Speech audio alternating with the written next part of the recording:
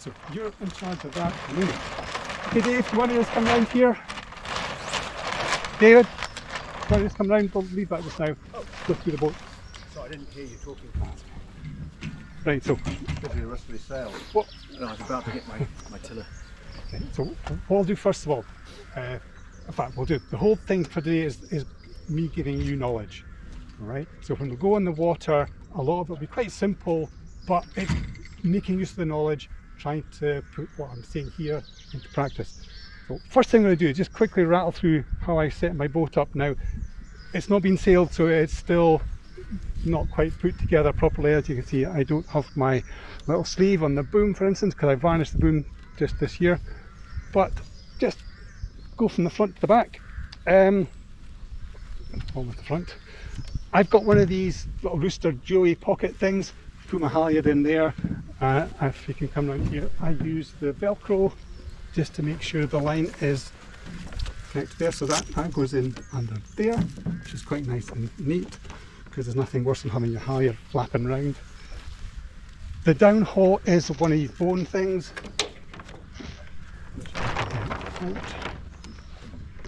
Right, so I use one of these bones, put it in, and it's 8-to-1 downhaul. One of the advantages of having it dead-ended here is you don't have a lot of wear and tear on your Dyneema bit there. Like me. Like a lot of people. Yeah, I've got that's as far off as it goes, so you can just grab that and pull it in, and I've got dead-ended somewhere in the middle here. I'll come to that in a moment. I've got a Dyneema strop for my kicker. It's new, so it's still got to get worn in a little bit, but you'll notice also it's much higher up. It's almost at the boom. I'm at 16-to-1, but it means that your lengths when you make this aren't critical. You get away with a lot of nearly. A huge amount of play. Yeah, it's a little bit tight, but that'll bed in a wee bit there, and if it's too tight then I'll adjust it. Can I just ask, it's your kicker right off at the moment? It is, yeah. So that's kind of, without really pushing it too hard, that's the maximum up position. Yes, it won't, but it's easy to adjust it. I think it's maybe a little bit tight, but this will bed in after a couple of goes. Yeah, and it'll yeah. give a wee bitty. I think that's just a little bit tight at the moment. I'll maybe let out. So you're not that dead ended? No, but or not? yes, I would put this onto the centre board. Yeah. So it's always in the middle of the boat. Yeah, that's maybe a little bit better. So again, this is last year's rope to see what I need for that. But that would go onto the top of your centre board case. So once that's in, that goes on the top of the centre board.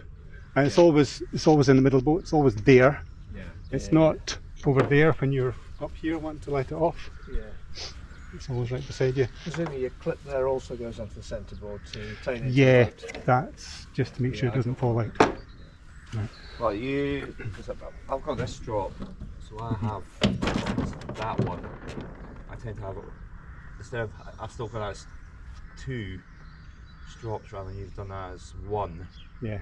But the idea is basically that first one, I've got a length that you can actually adjust this very top strop. So right. you could, so if you've got new or stretches or beds in or anything like that, you've got the ability. Adjustment on it.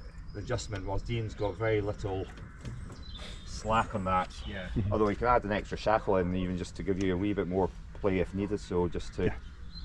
Oh, at the top. At the top, you can lengthen it just a or wee bit there. Put a longer shackle, yeah. Yeah, they would just give it enough just to give that wee bit if you feel in light winds it's not enough. Yeah, that's okay. I've got, this is 4mm.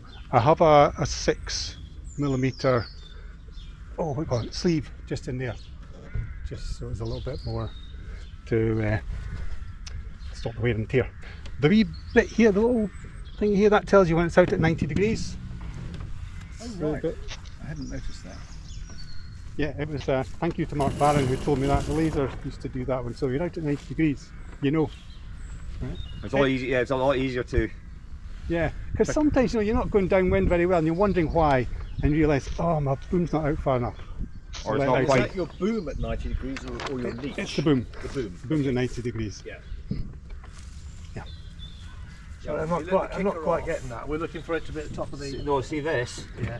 will be when you rotate. See how that rotates? Yeah. So that will be in line. Yeah. So you won't really, that'll be exactly in line Yeah. with that. Because when you put the bean in. I don't think I'm letting mine out. Oh, just a little notch here. No, this white tape. Yeah, that's what I thought. Yeah.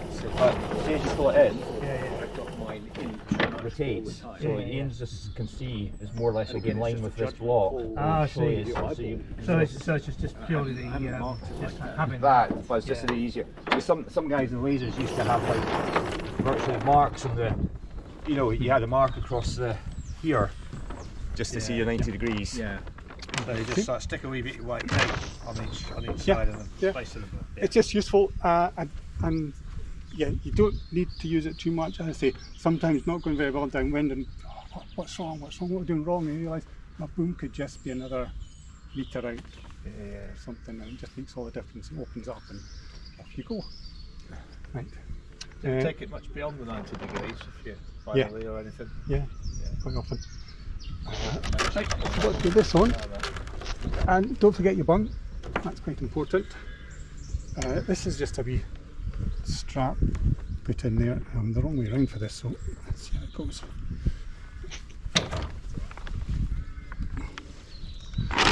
It's quite tight, but it doesn't need to be this tight. It's just it is. It's how I made it. Pull it in slightly for you. Okay. Is that it? Yeah. So that should just come down straight. It's the same every time. It's consistent. Outhaul is pretty standard. These marks here show me how much outhaul I've got, so it's this one over here. So that's about reaching, or broad reaching, that's coming into reaching and upwind, and that is kind of emergency. You see that's quite tight, but then there's no shove. So yeah, I think. So upwind, I'm usually somewhere in between here and as far off as it will go. It's sticky. So that is quite far out. Yeah, how many hand spans? Because that's the thing. Because I think some guys seem to have a very deep. Yeah. So that should be, yeah, that is on the wrist. Just shoving on there. Yeah, that's as you say, it's a full hand, isn't it? Yeah. There's no shove on the sail either, so it would be a bit further out. There's no wind on it. And your variance from in to out here is only basically a hand width. Yeah, it's not far. I find outhaul really very important. It can be as much as just, if you're going upwind and you're getting overpowered, it can be as much as just that, and it can make all the difference. It just takes a little bit of drag off here, and suddenly you've got clean flow. Because if you're dragging, you're back winding the sail, which means your centre of effort moves back. So you're getting more weather helm, and as soon as you get rid of that, the whole thing balances up much better. If it's a bit light, so there's no risk of being overpowered, I'm often badly adjusted for upwind, so I'm not having any problem, but I'm just not going as fast as I could. So could that be affected by having the wrong amount of outhaul, do you think? Possibly. Or is Yeah, it more I likely think to it's be kicker maybe? more likely to be kicker or main sheet tension, Yeah. Okay. because that helps a lot. But if you're completely flattened off at the top or baggy or not Yeah. powering, then that's going to make a Because lot of I've difference. had Bess sort of talking to me about that, you know, when she's been in the rescue boat, she said, oh, you're not going fast enough upwind. Yeah. Just a question on your sail for a second. Looking at this sail, it looks to be different to the one I've got in terms of material. Is this a slightly older sail? It's an older sail. Older. Yeah.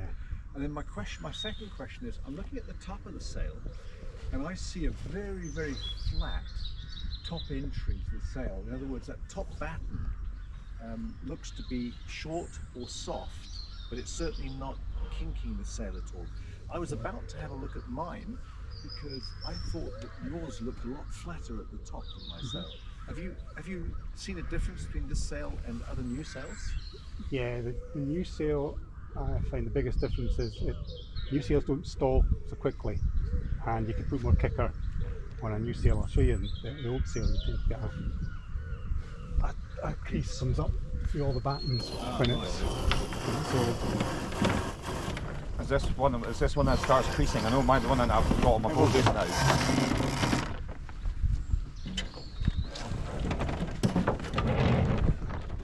Yeah, you can see it there. Yeah, see that crease just gets there from the clue to that point. That's sort of when sails start going. That's the. So you can see that. So if you're sailing upwind and windy weather, start doing that. You let a little bit kick her off until it stops. Now we'll go quicker than that when there's lots of wind in it. But yeah, you see, as soon as that goes, that's your maximum kicker you should be putting on. Otherwise, you reverse the batten and it makes horrible shapes. And then you just have to use downhaul and outhaul to flatten off after that. Also, I mean, I've had the batten had the same thing with an old main as well. You just had to have a kicker and start going. It just that crease. Yeah. I was looking more at the top of the sail because it looked to me like this top batten, the setup of it is very different to the new sail that I've got. And that's why I was curious, whether there was something different about it. It's just very flat. You need to make sure your battens are in fully. Yeah. Because sometimes they're supplied by Dalgety. They jump out of the pocket there. They're not in the pocket. Yeah. Yes, make sure they're in the pocket. And I just tighten mine so that when the sail's down, the creases are just out of the batten pockets. Most people do that. And just leave them. They don't come out, they don't get adjusted, I just leave them. So yeah, so you just got a more or less minimum tension on the batten, Yeah. and that's it. So I think. Yeah, just minimum tension. Right. Okay, if I just move quickly back to here, Traveller is 5mm Dyneema. Most people use 4. There are several big advantages with 5. One, it doesn't stretch as much. But when you get to these bits here, there is basically there's no wear here. The 4 will wear just where these brackets are, no matter how hard you try, and the 5mm doesn't. And it lasts forever. Well, not forever, but it lasts quite a long time. When I'm putting this on, I've got another thing I do slightly differently. I've just got the one piece of rope. I don't have a second bit down here. It's only one bit. So what you do, you put this on, and then you can lift this up and retension a little bit more, and that's usually fine. Move that away. Okay. Distance between from middle to here is 400mm each side. I don't tend to let it out from there, and I very rarely bring it in because I don't tend to sail in really flat water. It tends to be on the sea, still a bit lumpy, but you can just bring it in a little bit. I've got a mark on here so I know where it should be. You can bring it in just a little bit. Yep, it's about, so it's almost into the side of the cockpit. Just a little bit, and very light wind, but watch you don't over tension your leech when you're doing that. And when it's breezy, I can just let that out right to about there. I think mine is all wrong because I've actually got this travelling on the front one. Okay. Is that going to make a huge difference? No. I think there's slightly different setups. So in this one, because Ian's got it set with this fixed. Yeah. If you look at my one, there was a standard setup which was slightly different. Yeah. Yeah. Well, mine's fixed like Ian's. This piece. Is the No. same. Is it just one piece like that? Yes. Yes. Okay. Because I was just thinking, I knew Rodri did very little adjustments to any of his boats. Yeah. Whilst my one, I think, sits on a slightly different setup. So, some of the ring is attached to your traveller rope. Yeah. You just have the one piece here. Mine has its own little string, just like yours. Yeah. Okay.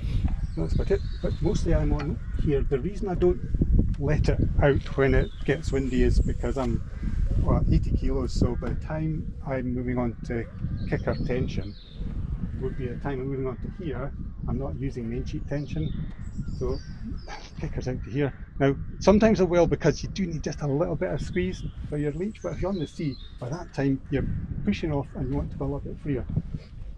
So anyway, that's my thinking. It seems to work most of the time. Well, the other point, if it's right down there, if there is a lull, you can't actually squeeze it back in and get that extra pointing back in. Exactly. So it's better just to. Yeah. if there's a lull. Yeah, you've got that squeeze to bring that into here if you get a wee lull, or if you've got to push over a big wave or something. So it's just quite handy. These can be a little bit tight. As Dave found out, he had to use a block and tackle to get out or something. Yeah, I make sure this bit is polished. I use polish. Some people use silicone spray. Don't use WD-40 because it's got all sorts of solvents in there. It might get into your plastic or take your paint off or something. Oh yeah, that's quite smooth. Yeah, you just got me to use car polish because mine was stiff. Car polish is and all that right. made a I huge use. difference. Yeah, so I do the rudder blade almost every day, but not every day. Every week or so. Do you recommend a driving strap? I'm not sure you don't have one. No, No. no need. No, I don't. You're allowed them, but no, I don't. I always find driving strop them, but you can see now this is where you're about to jibe. So your driving strop would be several meters away, and you want to move the boat on top of you and not put it the wrong way. So no, I don't need to bother. How did you get that so smooth? Did you sand it yourself? A little bit, yeah. I think mine, it was mine some, is like, you know, 100 grit sandpaper. okay. No, I think Yeah. it was about something like 600, 400 or 600, something like that. Yeah, I'll give it a go. Do it wet, because it gets a bit of foundation on there. So you've just been smoothing that down a bit. Yeah. And just do the toe strap here. One thing I did several years ago was put an adjustable toe strap on. I was told it was illegal, but you're allowed them now. So I'm trying with Dyneema. I'm not sure if it's going to work because Dyneema tends to bury into that cleat a little bit. But you can see it's quite simple. It's 2 to 1, so that if you go around the windward mark, you just release that off a little bit. I'm going to put a knot here once I check it out. So there'll be a knot, so you just bang it off and it goes to the stopper. Right, like that. And then when you get to the bottom mark, if you need it tighter, you can tighten it up a little bit. Or the top mark rather, you can tighten it up as you go round onto the So reach. you're adjusting that several times per lap as you go around the course? Not necessarily. But you might. I might, yes. Yeah. Yeah, I've got used to it sliding. Some people dead end it in the middle, so they're having Yeah. 2 bits in here, so Yeah. it's stop in the middle. But I've just kind of got used to that, so I'm going to leave it. I might change it, but You mean, that's what I'm talking about. A little bit further out if you want. yeah. Oh, well. Oh, they've always been adjustable. Yeah, so because mine's got a cleat at the back. Yeah. Yeah. But I never ever touch it. I just leave it. The rules say that you can only do things if you're allowed to. It didn't say you can reverse there. I don't think it said it had to be the back either. So it was an adjustable toe strap as far as it was It was fine. one way, I mean, the same setup, it was virtually the same way, it's just it was at the front rather than the back, so there was a bit of wooliness within the rules. There was a little bit, yeah. So I've what? never felt that I've needed to. Yeah, I was going to say, the fitter you are, the better it is. Because if you're not fit, you just wear yourself out. And then you tighten it where it was in the first place. But I found, once I do get fit, coming off the line, it's useful just to release it a little bit, so you're just a little bit further out. Or, So height. yeah, so you can hike just a little bit harder, then tighten it up when your legs start shaking.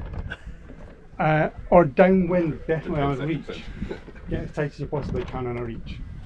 Because it's too easy. Once you go back here, this is fine here, but if I do back, this just gets baggier and baggier.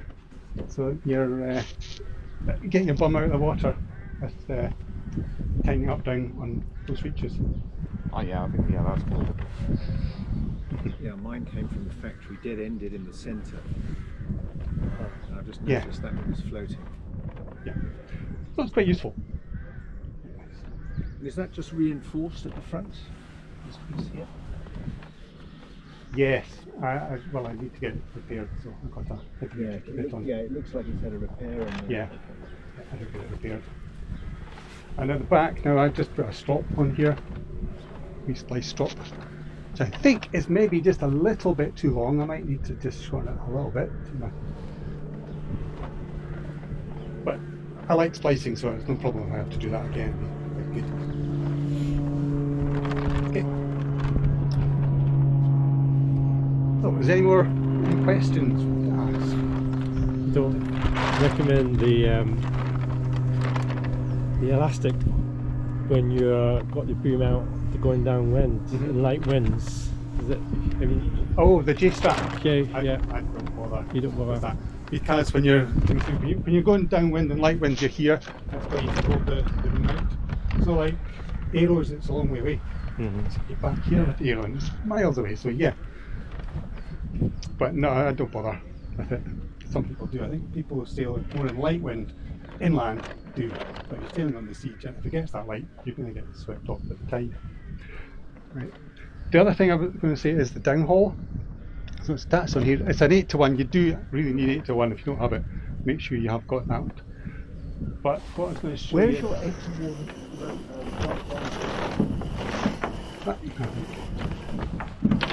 It's you've got yours through, so it's not in the centre here.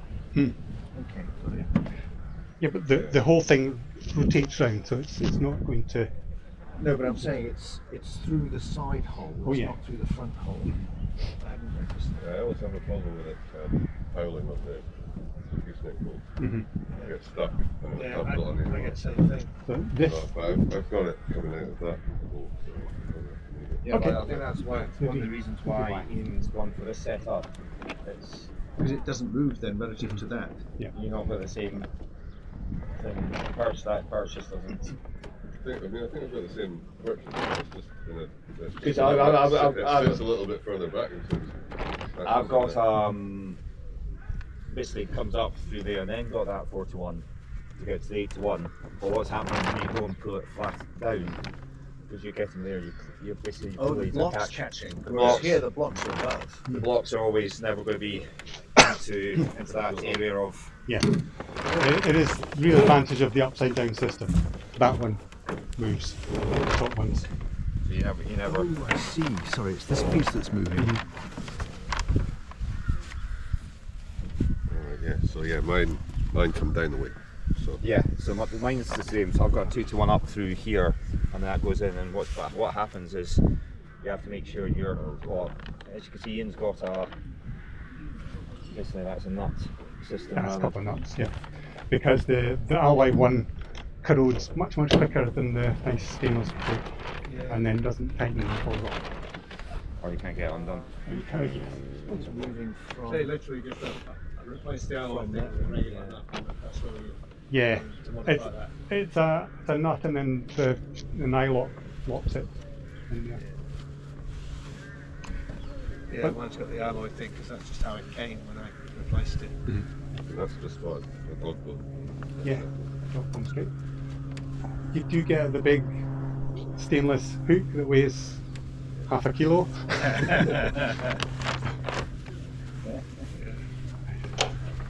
And the other thing with the downhaul, I'll show you, downhaul is really important. Much more important than people think. When it gets breezy, it just makes the boat come alive if you get enough on.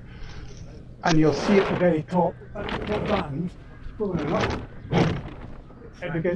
You can see how the leech is floppy. It's like the windsurfers go. I think they probably got a lot more than that.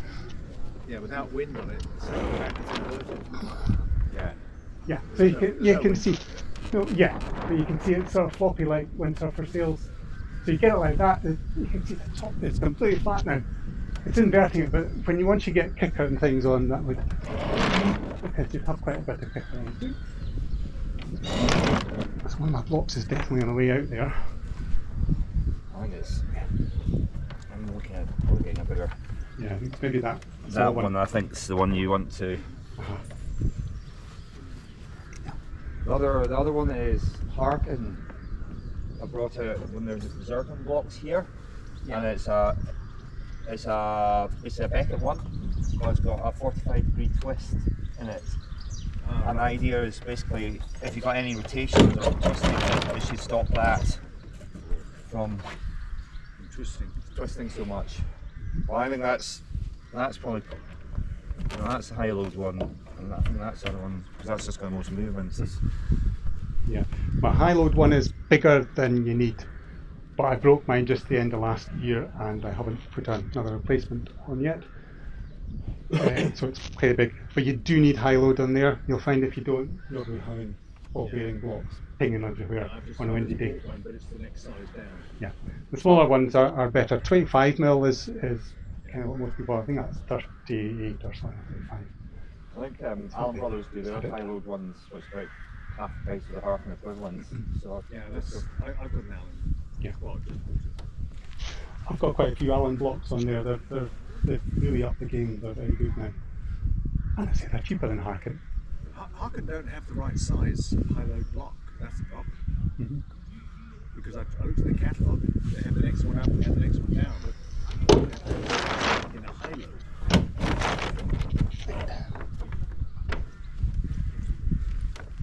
And I think that's my tip. Anyone else think of anything? Well, as blocks go, you know, I had a couple of different boats. Presumably, the same kind of blocks would be useful on other boats for similar loads. Mhm. And there's nothing sacred about this particular boat in terms of what blocks you'd use on it. No, but I found with the kicker, the big 29mm block, these ones Yeah. make a huge difference. The friction of that is so much less, just because, like, see, that's the 18, which I've got on here because it fits. Yeah. But you can see that's the curve that's going compared to much smoother curve on the 29. That makes a really big difference. I was quite surprised. I was quite impressed with that. It makes a big difference. So get the big blocks. So it's just that much smoother. Yeah, the little blocks work, but if you want to have a little bit less friction, yeah, I recommend upgrade to that one. The other thing, When it's windy, you need to pull it on a bit harder. Yeah. Yeah, I mean, there's a 16:1, so Especially on race 1, 2 or 3. a nice thing with a 16:1, now I haven't quite got my foot against here, but you can just, it's one big pull to get you pretty much in the zone for it, which you can't do with 32:1, because then that's only half. You're going to do the same again, and you've got all this rope everywhere in there. So once it's done there, I just wrap it around my hand a little bit, tug it in that little bit, get it. And it's quite low, but it's not outrageous. Maybe a little bit more. Yeah, but,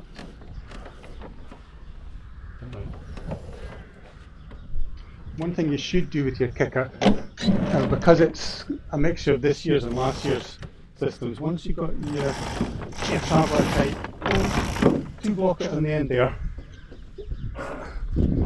take that off there, and that's what you call 2 block. That's kind of your neutral system, and it doesn't matter what way you do it. I would put something like a little mark there, so I know there to there that's 2 block. So that people do different ways, but that's how we do it. So I know when you're 2 blocked, which is useful just to get in the right zone for the reach. Okay, so you wouldn't let it off more than that on the reach. Oh no, that's my starting position for the reach. So yes, I would very often kick it off and reach. The thing with the DZero is that it's got a stiffish sail, so you're always looking for the telltales. You notice my telltales are slightly different because I've got one in the middle and one in the top in the middle just for the GBR. So in the middle of the sail, a lot of people have leech telltales, but I've got that extra one in the middle there. Maybe Nelson's starting it there, so I thought, if he's right, well. So yeah, I would be keeping my eye on that, and I would be letting off a bit, maybe tweaking up a little bit. You're playing off that middle telltale rather than the. I tend to find the middle one, you tend to set and then you match the top and the bottom. Because some of the things I've seen is the guys seem to have, I seem not, something that's a close reach, they seem to have it got huge amounts of kicker, main further in, and a very full sail rather than, so I just haven't quite worked out what's the fastest, at close being reach sort of position is. Oh, I'm still trying. Never stop. Yeah, but it seems to be slightly different techniques for that, I think, on the reach. Yeah. If you've got a slightly less kicker and a fuller sail, and you mean further in, or more kicker, if they're just going around the back, you're less kicker, you're not flattening the sail, so you're getting the power that way. Yeah. Just have to keep trying. Then you find you get folks like Andy Hutt comes along, he sails 3 times a year, and he cuts a lot of us in light winds. Even though he's quite a big guy. Those marks on the boom with the Outhaul block is not just as a reference for a year. It's a reference, yeah. So I know when I'm at the bottom mark about where to pull it up, upwind. But other than that, yeah, I do tend to go by feel. So if I'm a little bit overpowered, I will just tweak the Outhaul. My I'm going slightly different. When I was getting from the kids sailing laser, I've got a 6-to-1 point, but it's all in this area. So I just try to keep looking at that, just the line all the way that way. But you've also got elastic. Yeah. My elastic pulls the rope out, so Yeah. it actually pulls this out, which is quite nice, and you see it's still a bit sticky. It goes, Yeah, it does. It does both things. It pulls out plus pulls your sail in. yeah. So I think yeah, that's one I think for my one I need to do is put a dog bone sort of halfway through it or something, rather than having your elastics onto the boom fitting.